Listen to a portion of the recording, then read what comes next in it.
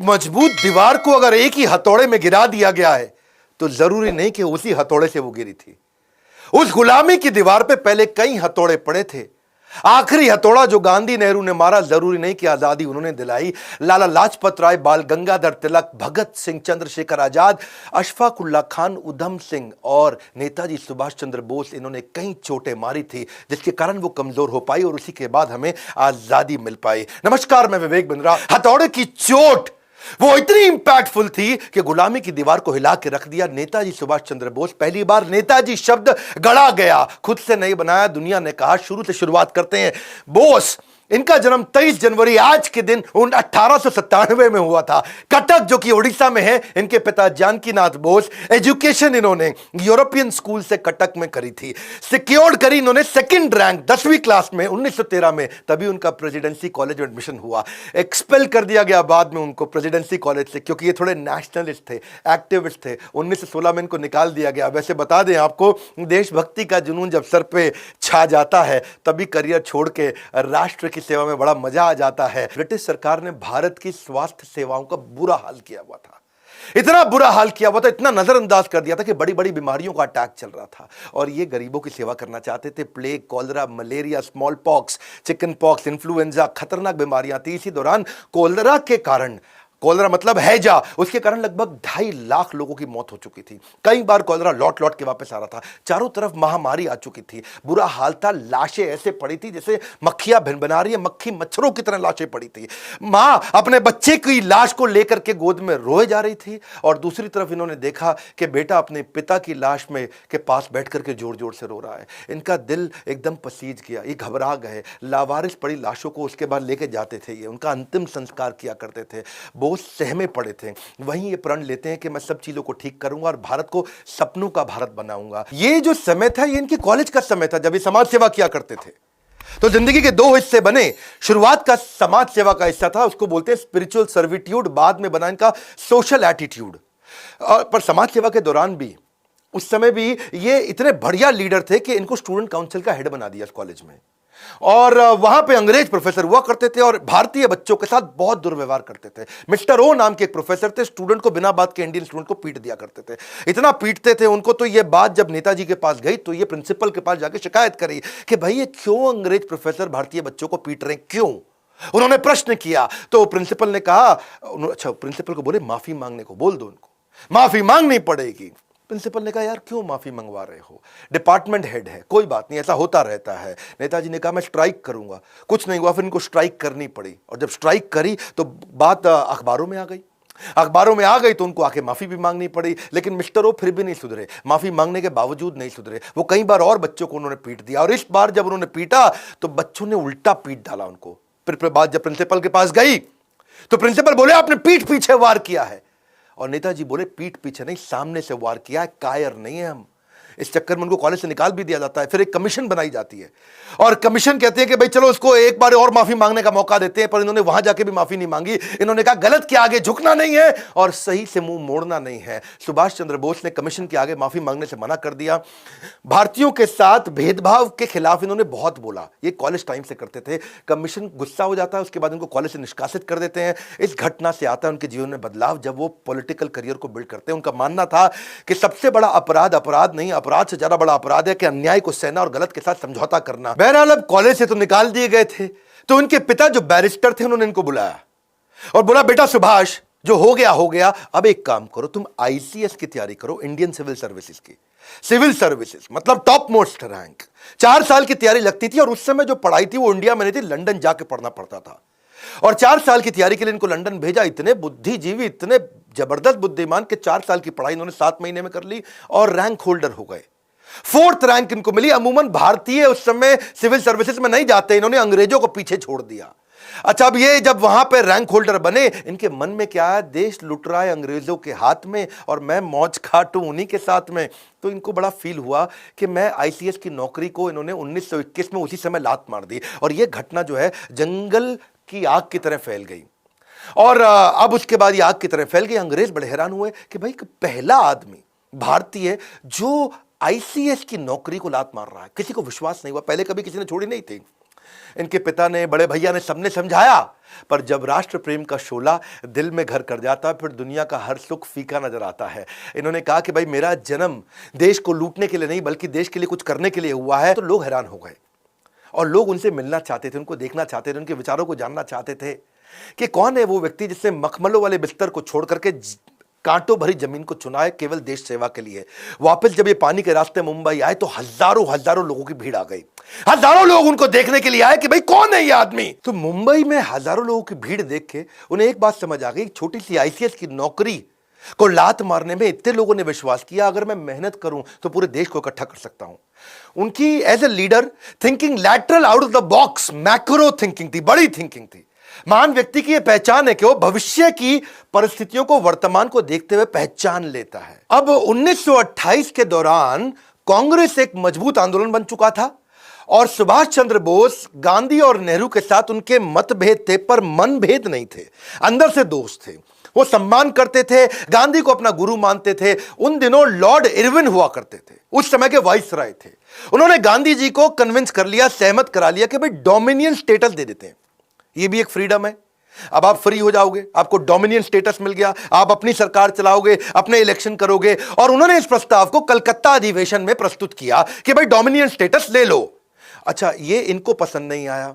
सुभाष चंद्र बोले dominion status नहीं चाहिए, मुझको कंप्लीट फ्रीडम चाहिए। उन्होंने इसका कंप्लीट फ्रीडम के लिए बहुत झगड़ा किया, क्योंकि उन्होंने समझाया कि भाई डोमिनियन स्टेटस का मतलब है आप ऑटोनोमस कम्युनिटी तो हो जाएगी लेकिन चलाएगा ब्रिटिश एम्पायर, और पूर्ण स्वराज, कंप्लीट इंडिपेंडेंस का मतलब है कंप्लीट टोटल इंडिपेंडेंस। भाई सरकार अगर भारतीय चलाएंगे और पॉलिसी ब्रिटिश हुकूमत देगी तो डोमिनियन स्टेटस से क्या फायदा। अगर सरकार चलाने और पॉलिसी बनाने दोनों के अधिकार भारतीयों को मिलेंगे, उसी का फ्रीडम हमारे को चाहिए। क्योंकि डोमिनियन स्टेटस का एक ही मतलब है कि आप कोई डिसीजन नहीं ले सकते डिफेंस पे, कम्युनिकेशन पे और फॉरेन रिलेशन पे, लेकिन अगर कंप्लीट फ्रीडम मिल गया तो आप कोई भी डिसीजन ले सकते हो। तो डोमिनियन स्टेटस का प्रभाव ऐसा पड़ता कि भारत अपनी ना तो सैन्य शक्ति पे काम कर सकता था, भारत दूसरे मुल्क के साथ अगर कोई व्यापारिक रिश्ते बनाना है तो वो खुद से कर नहीं सकता, ब्रिटिश असेंबली से जाकर उसको परमिशन लेनी पड़ेगी। तो नेताजी बिल्कुल क्लियर थे, भाई चाहिए तो अपने को पूरा ही चाहिए। भारत खुद से किसी भी तरीके का अगर कानून ही नहीं बना सकता, ब्रिटिश हुकूमत जब चाहे जिसको चाहे, अभी नेहरू तुम हटो, पटेल तुम हटो, ये ब्रिटिश के हाथ में था। उनको नहीं चला कि भाई जब चाहे हटा दे, जब चाहे रख ले। तो कुल मिलाकर के ये इतने बड़े इन्फ्लुएंसर 1928 तक बन चुके थे कि इन्होंने गांधी नेहरू दोनों को कन्विंस कर लिया। और नतीजा ये हुआ कि पिछले साल तो कलकत्ता अधिवेशन में अभी तो बहस ही चल रही थी, अब इन्होंने अगले साल लाहौर अधिवेशन में 1930 के अंदर पूर्ण स्वराज के लिए झंडा फहरा दिया और तय कर लिया भाई इससे कम कुछ नहीं, अपने को कंप्लीट इंडिपेंडेंस चाहिए, कोई डोमिनियन फॉमिनियन नहीं चाहिए। अब जैसे जैसे समय बढ़ रहा था, नेताजी का कद भी बढ़ता जा रहा था। 1939 का समय आया और तब गांधी जी को अच्छा नहीं लग रहा था कि ये थोड़े गरम दल वाले बन रहे थे, क्योंकि गांधी नेहरू वगैरह तो थोड़े नरम दल के थे और ये चाहते थे कि भाई अब दुनिया भर में लड़ाइयां हो रही है तो अब हमें भी लड़ना चाहिए, क्योंकि वर्ल्ड वॉर 2 का टाइम आ गया है। इस समय अंग्रेज कमजोर हो जाएंगे, क्यों नहीं उनको हरा दिया जाए इस टाइम पे, इस टाइम उनको तोड़ा जाए। गांधी बोले नहीं नहीं, मुझे आपका तरीका पसंद नहीं, क्यों ना इलेक्शन करा ले। तो तब प्रेसिडेंट की पोजीशन के लिए इलेक्शन का समय आया और गांधी ने क्या किया, इनको हटाने के लिए उन्होंने अपना आदमी लगा दिया, सीतारमैया, साउथ से लेकर के आए सीतारमैया को, और सबको जाके पूरे देश में बता दिया, सारी के सारे कांग्रेस के जितने भी वर्किंग कम्युनिटी, जितने भी लीडर्स थे, इनको बोला कि सीतारमैया जीतेगा तो मतलब समझो मैं जीता, सीतारमैया मेरा आदमी है। और उन्होंने सीतारमैया के लिए कैंपेन करना शुरू कर दिया। इधर नेताजी सुभाष चंद्र बोस भी उनका आशीर्वाद लेकर के इलेक्शन के लिए आगे बढ़े और जब चुनाव के नतीजे आए तो सब हैरान हो गए। गांधी जी की उम्मीदों के विपरीत नतीजे आए। सीतारमैया को 1375 सीट मिली, सुभाष चंद्र बोस को 1580 सीट मिली। आपको यहां समझना पड़ेगा, यहां समझिए कि सुभाष चंद्र बोस का कद बहुत बढ़ चुका था, लोग गांधी से ज्यादा उनको पसंद करने लगे थे। यह ध्यान देने वाली बात है। गांधी जी नाखुश हो चुके थे, वो बोले कि सीतारमैया की हार मतलब मेरी हार है। वो चाहते नहीं थे सुभाष चंद्र बोस जीते, क्योंकि सुभाष चंद्र बोस से उनको नाराजगी नहीं थी, लेकिन दोनों की विचारधारा अलग होने के कारण गांधी उनको प्रेम तो करते थे पर चाहते नहीं थे कि ये रहें, क्योंकि गांधी प्रेम से चलाना चाहते थे। गांधी बोले कि इस समय हमारा शत्रु समस्या के अंदर है, वर्ल्ड वॉर 2 की तरफ जा रहा है, तो अब हमारे को उसे तंग नहीं करना चाहिए। सुभाष चंद्र बोले ये क्या तरीका हुआ, जब पूरी दुनिया लड़ रही है तो आप क्यों इधर थप्पड़ मार लो, इधर थप्पड़ मार लो। अब जीत तो गए थे ये सुभाष चंद्र बोस, लेकिन गांधी ने इन पे प्रेशर डाला कि अब आप रिजाइन कर दो, आप इस्तीफा दे दो। एक सच्चे शिष्य एकलव्य की तरह अपने गुरु महात्मा गांधी के चरणों में आकर के उन्होंने त्याग पत्र दिया। बहरहाल सुभाष चंद्र बोस उनको बोले कि मैं जानता हूं कि हमारे रास्ते अलग अलग हो सकते हैं, पर हमारा मकसद एक ही है। पर अब इनको क्योंकि बाहर कर दिया गया, तो अब कांग्रेस तो उनको सपोर्ट कर नहीं रही थी, क्योंकि ये बाहर हो गए थे। 12 बार इनको जेल में डाला गया। अंग्रेजों ने इनको बहुत तंग किया। ये जब बाहर आए तो इनके घर पे सीआईडी लगा दी और इनके घर पे नजर रखी जा रही थी कि सुभाष चंद्र बोस कुछ करे नहीं। सुभाष चंद्र बोस ने सोचा कि अब देश में बात नहीं बन रही है। इन्होंने कांग्रेस को एनकरेज किया कि आप करते रहो जो कर रहे हो, आप गांधी को सपोर्ट करो। ये इतने इंटेलेक्चुअल थे, इतने बुद्धिमान थे कि ये बाहर निकल आए देश से। इन्होंने मन सोचा कि मैं देश से बाहर निकल करके मैं क्यों नहीं ग्लोबल अलायंसेस बिल्ड करूं, ग्लोबल जियोपॉलिटिकल एडवांटेजेस लेके आऊं। मेरी बात सुनना ध्यान से। उस समय वर्ल्ड वॉर 2 में ना 2 तरह की लड़ाइयां थी। एक था एक्सिस अलायंस, एक अलाइड पावर। एक्सिस अलायंस में कौन था? Germany, Italy, Japan. ये वर्ल्ड वॉर 1 में भी हारे थे, 2 में फिर इकट्ठे आ गए। अलाइड पावर में कौन था? वहां पे था भाई इंग्लैंड, फ्रांस, पोलैंड, यूएसए और सोवियत यूनियन। ये एक साथ थे। ये वर्ल्ड वॉर 1 में भी जीते थे, ये दोबारा एक साथ आ गए थे। अब इन्होंने सोचा कि दूसरा वर्ल्ड वॉर शुरू हो गया है और भारत के अगेंस्ट है ब्रिटेन। ब्रिटेन है एलाइड पावर। अब ब्रिटेन एलाइड पावर है, तो मैं क्यों नहीं एक्सिस में किसी का सपोर्ट ले लूं। तो ये बाहरी ताकतों से समर्थन लेने के लिए गए। इन्होंने सोचा सही मौका है, इस समय दुश्मन अभी उलझा हुआ है, कमजोर है, मुझे बाहर निकल जाना चाहिए। अब मजे की बात समझिए, तेज वो नहीं होते जो मौके का इंतजार करते हैं, बल्कि वो होते हैं जो सही मौके पे वार करते हैं। इन्होंने सोचा दुश्मन का दुश्मन मेरा दोस्त। तो पहले तो इन्होंने ट्राई फिर भी सोवियत यूनियन पे ही किया। उसके लिए इन्होंने प्लान बनाना शुरू कर दिया। और प्लान बनाने के लिए इन्होंने अपने एक दोस्त थे इनके, मियां अकबर शाह, उनको एक टेलीग्राम भेजा पेशावर में और उनको पेशावर से कोलकाता बुला लिया कि भाई आओ मेरी मदद करो। और मियां अकबर शाह को उन्होंने बोला, जो आज पाकिस्तान में पड़ता है, कि भाई तुम मुझको किसी तरह से काबुल ले जाओ, मैं काबुल के रास्ते उस रूस में जाऊंगा। यूएसएसआर हुआ करता था, अभी आज तो रशिया है। तो अपने भतीजे शिशिर थे इनके, उनकी मदद से इन्होंने गाड़ी लिया। गाड़ी में सीआईडी से बचते बचाते पिछली सीट के नीचे लेट के, दब के, छुप के ये निकले। वो उन्होंने उसको कलकत्ता से धनबाद छोड़ा, धनबाद से इनको काबुल और काबुल से मॉस्को जाना था। अब वही है, नेताजी सुभाष चंद्र बोस वहां रविंद्रनाथ टैगोर गाया करते थे कि जोरी तोरो डाक सुने क्यों।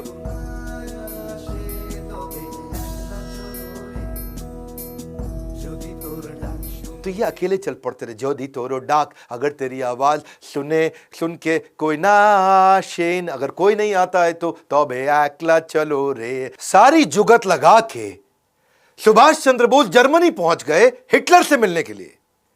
हिटलर से अपॉइंटमेंट लेने की इन्होंने बहुत कोशिश करी, बड़ी मुश्किल से इनको अपॉइंटमेंट मिली। जब ये जाके वहां बाहर ड्राइंग रूम में बैठे तो अचानक एक आदमी आया, मतलब हिटलर आए और आके बोले हेलो मैं हिटलर हूं, और अपना हाथ मिलाने के लिए आगे बढ़ाया। सुभाष चंद्र बोस जवाब देते हैं मेरा नाम सुभाष है, मैं भारत से आया हूं और मैं आपसे नहीं, मैं हिटलर से मिलना चाहता हूं। हिटलर हैरान हो गए, कह रहे मैं ही तो हिटलर हूं। फिर वो वापस लौट के चले गए अंदर। अंदर से एक दूसरा आदमी आता है, फिर आके हाथ मिलाता है, हेलो मैं हिटलर हूं, बताइए। तो सुभाष चंद्र बोस फिर खड़े हो गए, नमस्कार मैं सुभाष चंद्र बोस भारत से आया हूं, मुझे आपसे नहीं, मुझे हिटलर से मिलना है। सब हैरान हो गए, अरे ये क्या चक्कर है, हिटलर तो आए मिलने के लिए। सुभाष चंद्र बोस ने मना कर दिया मिलने के लिए, बोले मैं हिटलर से मिलना चाहता हूं। अब 3-4 जब लोग आए और सबको उन्होंने बोल दिया मैं आपसे नहीं, मैं हिटलर से मिलना चाहता हूं, तो हिटलर ने असल में अपने 4-5 बहरूपिये बना रखे थे।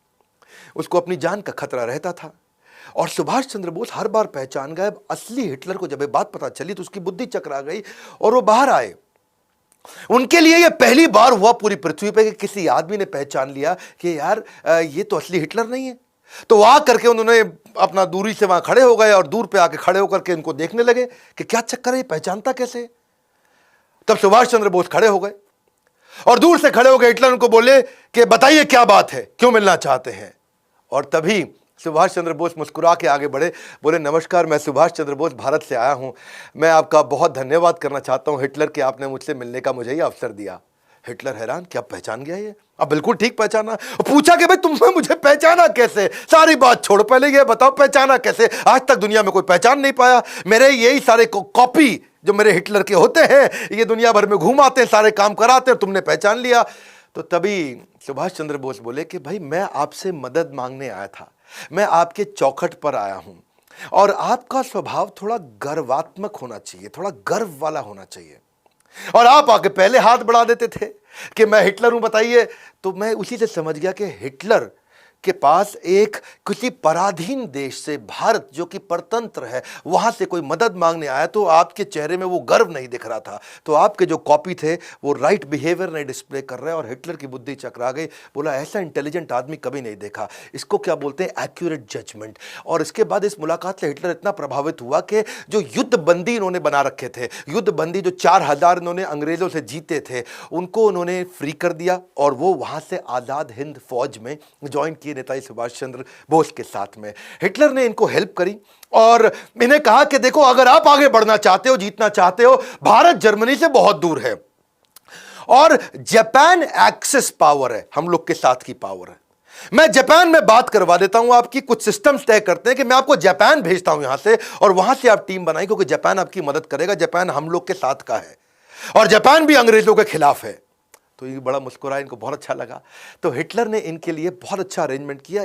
आप समझ सकते हैं, बाकी लोग भारत में ज़्यादा पढ़े लिखे नहीं थे, लेकिन ये दुनिया भर में इंटरनेशनल अलायंसेस बिल्ड कर रहे थे। अंग्रेजों को भी पता लग गया अब तक कि ये इस समय जर्मनी में है, और वहां से इन्होंने पूरी तैयारी करी। इनको हिटलर ने अपनी एक प्राइवेट बड़ी पनडुब्बी दी, जिसमें इन्होंने जो जर्मनी की नौसेना की बड़ी पनडुब्बी थी, और उसमें 90 दिन लगने थे। वो जहां पानी के ऊपर, पानी के नीचे सब तरह से ट्रैवल कर सकती थी। उससे इन्होंने इनको सुमात्रा द्वीप में भेजा, जो आजकल इंडोनेशिया का आइलैंड है, उसको जापान ने जीता हुआ था और जापानी सेना के कब्जे में था। ये वहां पहुंचे, हिटलर की मदद से पहुंचे, हिटलर के कारण पहुंचे। इमेजिन, हिटलर को भी इन्फ्लुएंस कर पाए। सुमात्रा से फिर ये, जो कि जापानीज आइलैंड है, अभी इंडोनेशिया के पास है, वहां से प्लेन से टोक्यो पहुंचे। और वहां पहुंचने के बाद ये जानते थे कि जापान एशिया के अंदर अपना वर्चस्व के लिए लड़ाई कर रहा है। तो जापान के प्रधानमंत्री को जाके इन्होंने इन्फ्लुएंस किया। ऐसे इंटेलिजेंट लीडर्स नहीं थे जो इतने पढ़े लिखे थे, इतने इंटेलिजेंट थे। वहां जाके प्रधानमंत्री को साथ में बैठाया और उनको क्या बोला, देखिए भाई साहब, हिदेकी तोजो, एक बात समझ लीजिए कि एशिया तो एशियाई लोगों का होना चाहिए ना, एशिया में बाहर के गोरे कैसे आ गए। वो बड़ा मुस्कुराए, क्या जबरदस्त आदमी है, बात तो ठीक कह रहा है भाई, एशिया तो एशियाई का होना चाहिए। तो हिदेकी को ये बात अच्छी लगी। फिर उन्होंने कहा कि भाई आपके भगवान बुद्ध है और हमारे यहाँ भी तो भगवान बुद्ध ही हैं, हमारे लिए कितने पूजनीय है, उस लिहाज से तो हम भाई भाई हो गए। और वो बड़ा इंप्रेस हुए जापानी प्रधानमंत्री। उन्होंने जाके पार्लियामेंट में अनाउंस कर दिया कि हम सुभाष चंद्र बोस को पूरी मदद करने को तैयार है। भारत की आजादी की लड़ाई में जापान उनके साथ में। सुभाष चंद्र बोस जानते थे कि इनका इस समय सिंगापुर के साथ झगड़ा चल रहा है, सिंगापुर में अटैक कर रहे हैं, और सुभाष चंद्र बोस को मालूम था कि अंग्रेजों की सेना सिंगापुर में थी। वहां 85,000 ब्रिटिश सैनिक थे, जिसमें से 45,000 तो इंडियन थे। तो इन्होंने पहले से एक योजना बना रखी थी, जिसमें जापानीज को ये मैसेज दे रहे थे कि जब तुम सिंगापुर में बम गिराओगे, वहां पर्चे फेंक दो, हर बम के साथ पर्चे फेंको ऊपर हवाई जहाज से, और हर पर्चे में लिखो, हिंदी में भी, तमिल में भी, अंग्रेजी में भी, कि तुम भारतीय कब तक अंग्रेजों का गुलाम बन के उनके साथ लड़ते रहोगे, तुम भारतीय कब तक अंग्रेजों का गुलाम। अब वहां पर जितने भी सिंगापुर में सैनिक थे जो भारतीय, वो पर्चा पढ़ लेते थे, और वहां पे अंदर विद्रोह चालू हो गया। इनकी रणनीति सुभाष चंद्र बोस की प्रधानमंत्री जापान के साथ में मिलकर काम आई। अटैक की रणनीति, इनको वहां सफलता मिली। और अब इमेजिन करिए, जापानीज प्राइम मिनिस्टर तक को इन्फ्लुएंस कर दिया, उनको तक एक योजना समझा दी सिंगापुर पर अटैक करके। सिंगापुर अब सिंगापुर जापान का हो गया था। अब जैसे ही वो उनका हुआ, प्रधानमंत्री भी इनसे खुश थे। तो वहां जो 45,000 ब्रिटिश आर्मी के अंदर इंडियन सैनिक थे, उनको जापानीज ने इनको वापस कर दिया, सुभाष चंद्र बोस को, और वहां से तैयार हुई पूरी आर्मी। रास बिहारी बोस जो वहीं पे इंडियन लोगों को तैयार किया करते थे, उनके माध्यम से नेताजी सुभाष चंद्र बोस को सौंप दिया गया, और अब तैयार हो गई आजाद हिंद फौज। यहां से अंग्रेजों को पता लगने लगा कि ये बहुत बड़ी तैयारी कर रहा है। जापानी सेना बर्मा को जीत चुकी थी, अब बर्मा में कब्जा इनका था, जापानीज का। इन्होंने कहा कि भाई अब बर्मा के रास्ते भारत में घुसेंगे, और प्राइम मिनिस्टर ने पूरा सहयोग किया। नागा पहाड़ियां, यानी कि नॉर्थ ईस्ट जो नागालैंड है, वहां से मैदानी इलाकों में जाएंगे, पहले पहाड़ों पे जाएंगे, वहां से मैदानी इलाकों में जाएंगे। अप्रैल 1944 में आजाद हिंद फौज, जो ये सिंगापुर से अपनी टीम तैयार करके आए थे, बर्मा से टीम तैयार करके आए थे, ब्रिटिश सेना को खदेड़कर मणिपुर में जाकर के पहली बार तिरंगा डाला। पूरा देश पूरा हिल गया उस समय। एक बात आपको बता दें, मानते तो दिल से गांधी भी थे कि हमारा देश अनडिवाइडेड रह सकता था। क्या कहते हैं कि अगर आप किसी को जोड़ना चाहते हो ना अपने साथ, तो उसे केवल गले नहीं, दिल से लगाना चाहिए, क्योंकि गांधी ये जानते थे कि जिन्ना कितना भी शोर मचा ले, सारे हिंदू और मुसलमान अगर किसी एक लीडर को इकट्ठे मानते थे तो वो थे सुभाष चंद्र बोस। मैं आपको एक कहानी बता देता हूं। 1943 में जब रंगून के अंदर बर्मा में ये अपनी फौज इकट्ठी कर रहे थे तो आजादी के लिए अपनी फौज को इकट्ठा करने के लिए उन्होंने सबसे योगदान मांगे, और उस योगदान के दौरान वहां पे एक मुस्लिम व्यक्ति आया और उसने आकर के बोला कि सुभाष चंद्र बोस जी, मैं आपको अपना सब कुछ देने को तैयार हूं, मेरे पास कुछ करोड़ रुपए हैं। याद रखना, उस समय कुछ करोड़ रुपए बहुत हुआ करते थे। मेरे पास कुछ करोड़ रुपए, अपना घर है, अपना परिवार है, मैं सब आपको देने वाला हूं। तो वो सुभाष चंद्र बोस उनको बोले, उस मुसलमान व्यक्ति को, कि तुम क्यों मुझको अपना सब कुछ दे दोगे तो अपना घर कैसे चलाओगे? तो उसने क्या बोला, अब घर थोड़ी चलाना है, अब तो मैं भी, मेरी पत्नी भी, मेरे बच्चे भी आपकी सेना में है। गांधी ये बात जानते थे। इनफैक्ट ये तो एक बार खुद मोहम्मद अली जिन्ना ने भी बोला था कि अगर सुभाष चंद्र बोस प्रधानमंत्री बनते हैं तो मैं उनके साथ रहने को तैयार हूं, उनको अलग पाकिस्तान की आवश्यकता नहीं। मैं आपको ना ऐसे बताऊंगा कि गांधी की उन्होंने रिस्पेक्ट फिर भी जीवन भर करी। सिंगापुर में जब वो तैयारी कर रहे थे तब वहां से भी एक रेडियो के अनाउंसमेंट में उन्होंने बोला कि गांधी जी राष्ट्रपिता है।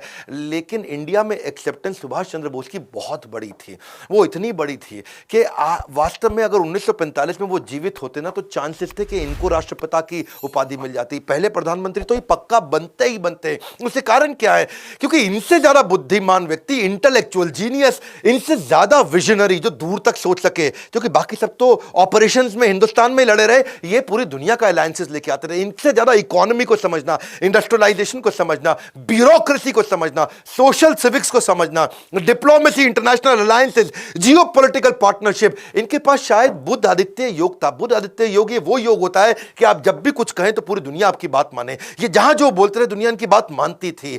चांसेस थे कि अगर ये रहते तो उसके बाद पाकिस्तान बनता ही नहीं, पाकिस्तान भारत में ही होता। मैं फिर बता रहा हूं आपको, क्योंकि गांधी ये बोलते थे कि ये अनडिवाइडेड चाहते थे, और जिन्ना अगर कंट्रोल में आते तो केवल इन्हीं के कंट्रोल में आते, सुभाष चंद्र बोस के। जिन्ना और तो किसी की नहीं सुनते थे। पर दुर्भाग्यवश हुआ ये कि पीछे 1945 आ चुका था, वर्ल्ड वॉर में अमेरिका ने हिरोशिमा नागासाकी बॉम्ब डाल दिया जापान में, जापानीज लोग पीछे हो गए। लेकिन क्या आजाद हिंद फौज की याद है हमें कुर्बानी? भले ही इतिहासकारों ने नहीं लिखी इनकी कहानी, जितना कर सकते थे उससे बहुत ज्यादा सपोर्ट किया जापान ने, पर अब उसने सारा सपोर्ट वापस खींच लिया क्योंकि संभव था ही नहीं। नेताजी सुभाष चंद्र बोस, इन्होंने पहले ऐसे व्यक्ति थे जिन्होंने महिलाओं की भी ब्रिगेड बनाई। झांसी की रानी लक्ष्मीबाई के नाम पे वो ब्रिगेड तैयार करी थी। अब इन्होंने नॉर्थ ईस्ट से सारे की सारी अपनी टीम को थोड़ा वापस बुलाया, क्योंकि पीछे से हमारे को आर्म्स, एम्युनिशन, खाना, वो सारी सप्लाई रुक गई थी। अब सुभाष चंद्र बोस जी इस समय ऑल्टरनेट प्लान को बिल्ड कर रहे थे। तो इन्होंने क्या सोचा, वियतनाम जापान के पास ही था, तो ये वहां से फ्लाइट लेकर के मॉस्को जाना चाहते थे।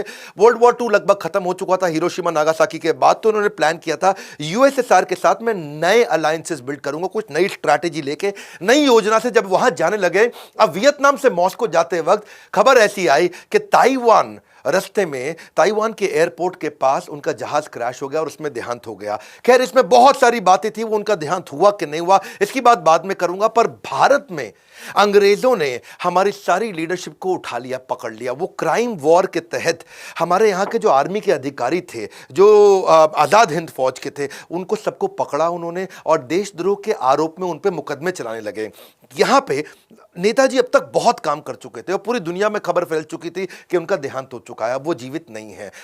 अब ये थोड़ा मनोबल टूट रहा था, लेकिन गुस्सा भी बहुत बढ़ रहा था। इनके जो 3 सबसे इंपॉर्टेंट सीनियर लीडर्स थे, जिसमें शाहनवाज हुसैन, गुरबख्श सिंह ढिल्लों, ये पंजाबी थे, और पीके सहगल, ये तीनों के करेज ऐसे थे कि जब इनको अंग्रेजों ने दिल्ली में बुला के तंग करना शुरू किया और इन्होंने बड़ी मजबूती के साथ बोला कि हम आजाद हिंद फौज के लिए लड़के हमने ठीक किया, तो वहां पे ये बातें अखबार में आनी थी, अखबार में आ गई। अब नेताजी सुभाष चंद्र बोस का देहांत हो गया, यहां ये सब पकड़े गए, तो ये गुस्सा भारत में बढ़ने लगा।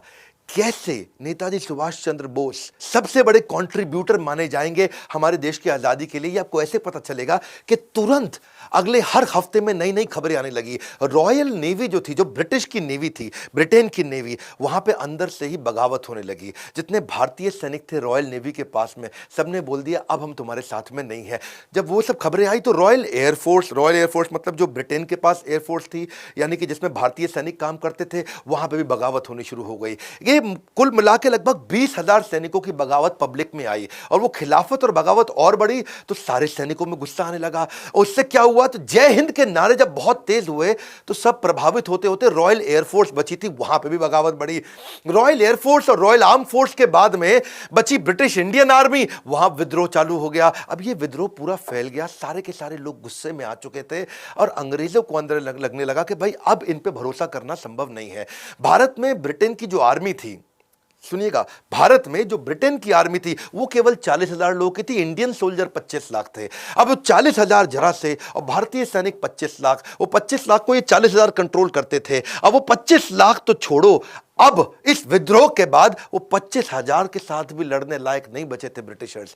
वहां दुनिया भर में लड़ाई करके आ चुके थे वर्ल्ड वॉर 2 के बाद में। अब इनको लगा कि हमारे 40,000 और इनके 25 लाख, इनके 25 लाख से लड़ने के लिए हम 40,000 को क्या 4 लाख कर सकते हैं, क्या हम दोबारा इंग्लैंड से मंगा सकते हैं सेना। अब वर्ल्ड वॉर 2 के बाद वो पॉसिबल था नहीं, तो वो उनके लिए था बड़ा काटा। फिर इन्होंने सोचा कि भाई इन 25 लाख को हम तनख्वाह भी दिए जा रहे हैं और ये रिवोल्ट भी किए जा रहे हैं, तो इन्होंने उनको डीकमीशन करना शुरू किया। इनको भाई निकालो, अब इनको तनख्वाह देनी बंद कर दो, इनको बाहर कर दो। और जब उनको डीकमीशन किया, क्योंकि सैलरी कॉस्ट भी बहुत ज्यादा थी, पैसा इनके पास था नहीं और लोग ला नहीं सकते थे, अब यहां पे विद्रोह और बढ़ गया क्योंकि भाई उनको नौकरियों से निकाले जाने लगा। अब नौकरी से निकाला और विद्रोह बढ़ गया, जो अंदर बचे थे वो भी विद्रोह कर रहे थे, जो बाहर आ रहे थे वो भी विद्रोह कर रहे थे। कई बार पूछते हैं नेताजी सुभाष चंद्र बोस ने क्या किया, यही किया। पूरे देश के अंदर पहले लोग बोलते रहे यहां भी थप्पड़ मारो, यहां भी मारो, और यहां क्या हुआ, पूरी सेना ने इतने थप्पड़ मारे कि अब उनको लग गया अब हम यहां रुक नहीं सकते हैं। और परिस्थिति को देख के ब्रिटेन ने उसी समय भारत को स्वतंत्र करने की घोषणा करनी शुरू करी। और यह इस बात का सबूत इस घटना से भी मिलता है कि उस समय के जो 1956 में उस समय के जो प्रेसिडेंट थे, क्षमा चाहता हूं, प्राइम मिनिस्टर थे, यानी कि क्लेमेंट एटली, ये 1945 से 1951 के दौरान ये प्राइम मिनिस्टर हुआ करते थे। ये भारत आए बाद में, और जब भारत आए तो यहां पे कई लोगों ने उनसे पूछा कि भाई आप वर्ल्ड वॉर 2 भी जीत गए, 1 भी जीत गए, आप तो इतने पावरफुल थे, आपने क्यों भारत को छोड़ दिया इतने जल्दी, सब कुछ आपके पक्ष में था, फिर आपने क्यों छोड़ा। तब उन्होंने बताया कि भारतीय सैनिकों का जो विद्रोह था ना, उससे हम टूट चुके थे, हम तनख्वाह भी दे रहे थे, हमारे लिए कॉस्ट भी था, और उनका विद्रोह आया, और ये विद्रोह, और दूसरी तरफ कहीं दोबारा आजाद हिंद फौज ना आ जाए फिर से। क्लेमेंट एटली जी, एक बात बताइए, जो नरम दल था यानी कि गांधी नेहरू, उनसे कितना प्रभाव पड़ा। क्लेमेंट एटली ने बोला उनका तो कोई प्रभाव था ही नहीं। सारा प्रभाव कहां से आ रहा था ये मैंने आपको बताया। जानते हैं पहले क्लेमेंट एटली कौन है? ये वही व्यक्ति है जिन्होंने इंडिया इंडिपेंडेंस एक्ट पे हस्ताक्षर किए थे। इन्हीं के सिग्नेचर से हम लोग इंडिपेंडेंट हुए थे। जीवित रहे या नहीं रहे, बोस नहीं बचे, एयर क्रैश में 1945 में वो चले गए, ये भी एक थ्योरी है। बोस को टॉर्चर किया गया, जनरल जीडी बख्शी ने बताया कि अंग्रेजों ने उनको बाद में टॉर्चर किया गया, उनको प्रिजन में, उनको जेल में मार दिया गया, ये भी एक प्रकार की थ्योरी है। बोस जीवित थे और फ्रेंच सीक्रेट सर्विसेज में इन्वॉल्व हो गए थे, यह भी एक थ्योरी है। बोस आगे चल करके भगवान जी या गुमनामी बाबा बने, यह भी एक प्रकार की थ्योरी है। बहुत सारी कंट्रोवर्सीज है। 18 को अगर प्लेन क्रैश हुआ तो 23 तारीख को उसकी खबर क्यों आई? अब मुखर्जी कमीशन के अनुसार ताइवान के अंदर कोई घटना में कोई एयर क्रैश तो हुआ ही नहीं था। दूसरा, कई लोगों ने बताया कि लोग अपने बयान भी बदलते रहे, रहमान जो उनके साथ थे उनके भी बयान बदलते रहे। ताइवान सरकार के पास विमान हादसा का कोई दस्तावेज नहीं है। उनके अस्थि कलश को आज भी रैंकोजी मंदिर में जहां रखा हुआ उसका डीएनए टेस्ट क्यों नहीं कराया गया? तो बोस के बारे में बहुत सारी कंफ्यूजन हमेशा रही हैं और अलग अलग प्रकार की थ्योरीज आती रही हैं। ऐसा नहीं कि इस पे प्रश्न नहीं उठा, बहुत बार प्रश्न उठा, बहुत बार रिसर्च भी करनी शुरू करी। इनफैक्ट यूएस की इंटेलिजेंस, यूके की इंटेलिजेंस, रशिया की इंटेलिजेंस, सबने बड़ा जोर लगाया, लेकिन रिपोर्ट्स में कुछ समझ में नहीं आया। शहनवाज कमीशन भी बिठाया गया 1955 में, उन्होंने बता दिया कि नहीं जी प्लेन क्रैश ही हुआ। खोसला कमीशन हुआ 1970 में, बोले नहीं जी प्लेन क्रैश ही हुआ। मुखर्जी कमीशन 1999 में आया, उसकी कोई रिपोर्ट ही समझ में नहीं आई। विष्णु सहाय कमीशन आया बाद में, उन्होंने बोला कि गुमनामी बाबा नहीं थे, जबकि बहुत लोगों ने माना कि गुमनामी बाबा ही नेताजी सुभाष चंद्र बोस थे। इसकी बहुत सारी स्टोरीज है, किसी से मैं इसके ऊपर एक अलग से वीडियो बनाऊंगा। सुभाष चंद्र बोस जी की मौत का रहस्य चाहे जो भी हो, लेकिन वो व्यक्ति ऐसे थे जिन्होंने जीवन के जन जन के जीवन को सार्थक बनाया है। उनका देहांत तो हुआ है, लेकिन उनके प्रति हमारा स्नेह अंत नहीं हुआ, हमारे प्रेम का अंत नहीं हुआ। उनका देहांत हुआ है, लेकिन उनके विचारों का अंत नहीं हुआ है। वैसे एक बात पक्का है कि उस समय में अस्त्र और शस्त्र से लड़ाई हुआ करती थी, और उनका इंडस्ट्रियलाइजेशन पे हमेशा से बड़ा फोकस रहा है कि मैं कैसे अपनी करेंसी बनाऊंगा, कैसे सिक्के बनाऊंगा, कैसे इंडस्ट्रियलाइजेशन करूंगा, मेरी इकोनॉमी कैसे ग्रो करेगी। बहुत विजनरी थे, इच्छा तो इतनी थी कि इस वीडियो को और 1 घंटा तक चलने दूं। इतना कुछ मैं बताना चाहता हूं कि वो री इनकारनेट कर सके, हम उनके इस विजन को उस लीडरशिप में डाल सकें।